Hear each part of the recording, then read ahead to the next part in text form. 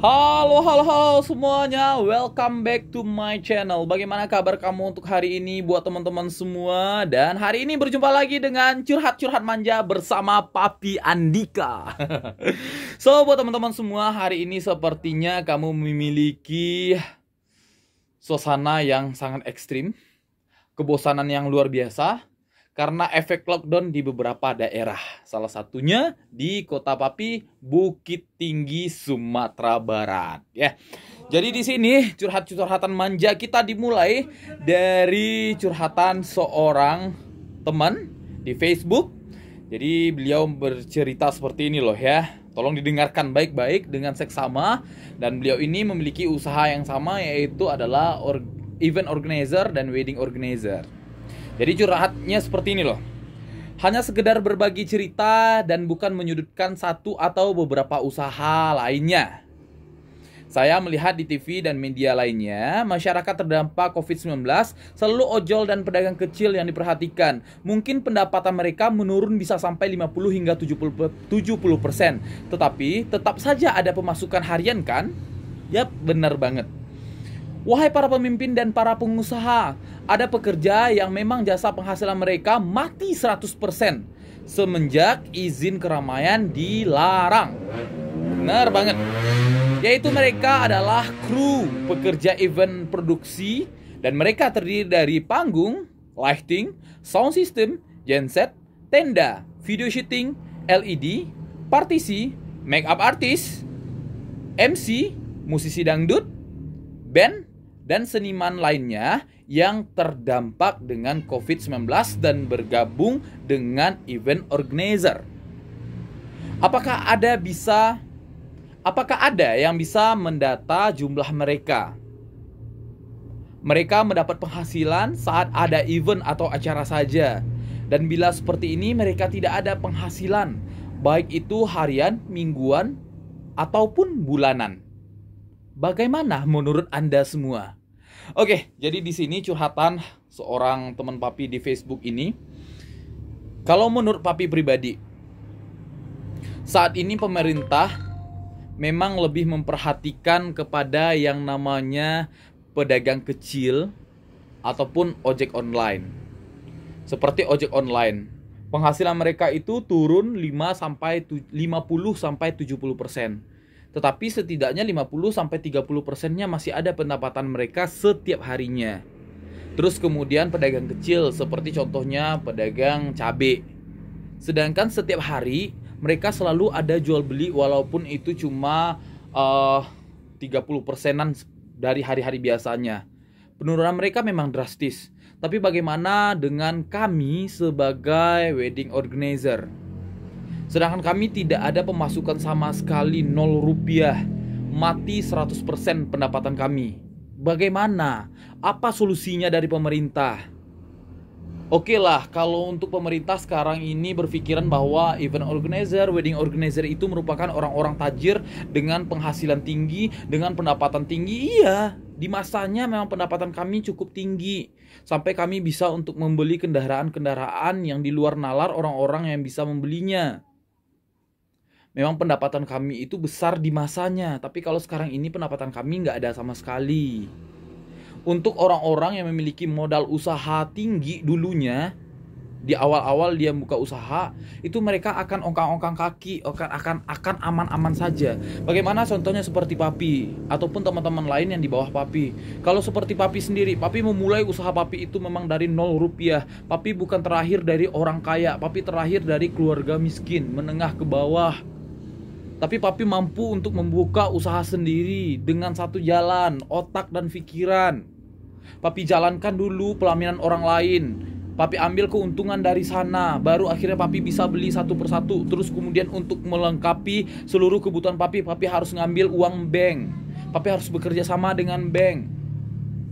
Dan sekarang ini karena COVID-19, Papi tidak mampu untuk membayar cicilan apapun sekarang. Bahkan untuk perhiasan, seluruh perhiasan sudah dijual, seluruh aset-aset sudah mulai dijual, tabungan sudah dikuras, nggak ada lagi. Padahal tabungan itu kita persiapkan untuk bulan puasa. Karena bulan puasa tidak akan ada wedding, tidak akan ada pernikahan, tidak akan ada pesta di bulan puasa.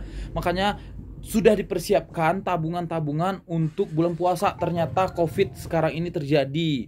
Virus-virus menyebar seperti ini. Tabungan kami yang awalnya untuk bulan puasa itu sudah kami kuras semua, sudah kami ambil semua, nggak ada lagi tabungan kami. Bagaimana solusinya?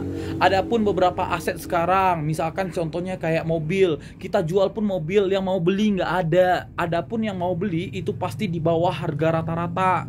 Mereka pasti para kolektor-kolektor mobil, para orang yang beli-beli mobil, pakang-pakang mobil, mereka pasti menjatuhkan harga mobil tersebut. Ataupun kayak properti sekarang, adapun sekarang rumah ataupun tanah yang mau dijual, nggak ada, nggak bisa sama sekali, yang mau beli nggak ada. Ya, jadi buat pemerintah sekarang, maaf sebelumnya, bukan perkataan Papi agak kasar, tapi memang terkesannya pemerintah saat ini pilih kasih. Kenapa mereka pedagang-pedagang menengah ke bawah ataupun ojol-ojol yang diperhatikan? Kami bagaimana? Yang terlibat dengan kami terlalu banyak loh. MC, organ, musik, dekorasi, tukang tenda, tukang angkat, tukang cuci. Tukang cuci itu banyak loh ya, kayak cuci tenda, kayak gitu loh. Mereka semua cuma pendapatannya dari kita aja. Pendapatan mereka semua hanya dari kita. Contohnya kayak tukang tenda Papi. Itu mereka sudah punya anak, punya bini. Pendapatan mereka cuma dari memasang tenda, nggak ada yang lain. Jadi otomatis kalau Papi mati sekarang, jobnya nggak ada, otomatis mereka juga nggak makan. Mereka nggak ada pemasukan. Terus kemudian juga yang menjadi permasalahan adalah cicilan ke bank ataupun ke leasing. Papi mengibaratkan terhadap diri Papi sekarang ya. Papi memiliki beberapa cicilan di bank, cicilan di leasing. Papi mengambil beberapa mobil untuk mobilisasi kelancaran dalam bisnis Papi. Ya. Kata Bapak Presiden kita, ada penundaan pembayaran atau keringanan bagi yang memiliki cicilan di bawah 10 miliar. Papi sudah tanya ke bank. Papi pergi ke bank, Papi tanya, bagaimana, bisa nggak ditangguhkan atau segala macam? Atau cuma bayar bunganya aja? Atau cicilannya diperpanjang? Jawaban mereka tahu nggak apa? Keputusan dari pusat belum turun. Luar biasa. Stres dong. Oke. Stres satu. Stres kedua, mobil. Papi datang ke salah satu leasing. Papi tanya, maaf, saya melihat informasi yang dikeluarkan oleh OJK dan Bapak Presiden bahwa sekarang ini ada yang namanya penundaan pembayaran ataupun keringanan pembayaran selama beberapa bulan. Saya nggak mampu bayar loh sekarang. Ya, bener banget. Dan kamu tahu, contohnya ya, ini motor Papi sebutin aja mereknya ya. Motor Papi di sini adalah NMAX. Per bulannya Papi harus membayar 1.470.000. Jadi mereka hanya bisa bantu bayar bunganya saja. Dan bunga untuk motor Papi ini adalah 760.000 rupiah. Ya, lebih dari setengah harga cicilan setiap bulan. Itu baru motor, belum lagi mobil, belum lagi yang lain-lainnya. Sedangkan sekarang ini Papi sudah tidak punya apa-apa lagi. Emas sudah dijual, tabungan sudah dikuras untuk membayar cicilan bulan Maret kemarin. Sedangkan bulan April ini itu udah puyeng, mau ngapain, gak ada lagi. Dan itu yang terjadi kepada diri Papi sendiri. Bagaimana untuk teman-teman yang lainnya yang memiliki cicilan di atas 50 juta? Sedangkan cicilan Papi masih sekitar 30 jutaan. Tapi kalau untuk mereka yang cicilannya udah di atas 50 juta bagaimana? Nggak gantung diri tuh. Mereka punya kalung kok, mereka punya gelang kok. Iya, itu kalau asli. Kalau misalkan itu cuma gelangnya palsu gimana? Imitasi. Direndam gitu ke air gitu, hilang emas, tinggal besi. Gimana? Nggak ada lagi. Jadi tolong dong buat pemerintah sekarang ini, tolong perhatikan juga buatnya kami-kami yang memiliki cicilan tinggi. Terus kemudian buat adik-adik kami yang membantu kami, tolonglah, tolong perhatikan juga buat adik-adik kami itu. Kalau untuk kami, bisalah kami berpikir sedikit berpikir ya. Kalau untuk mereka yang punya anak bini, bagaimana? Kalau papi masih jomblo, masih lajang, belum punya siapa-siapa, masih oke lah, fine lah ya. Tapi kalau untuk mereka bagaimana?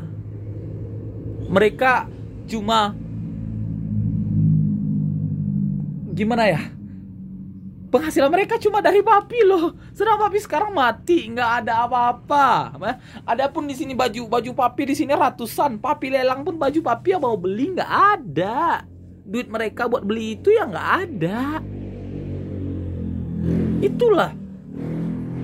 Jadi buat teman-teman sekarang pasti yang memiliki usaha dengan papi pasti memiliki stres yang luar biasa, apalagi memiliki cicilan yang tinggi. Pasti stresnya luar biasa. Ya buat teman-teman, kita sekarang ini hanya bisa berdoa agar wabah ini cepat berlalu. Terus kemudian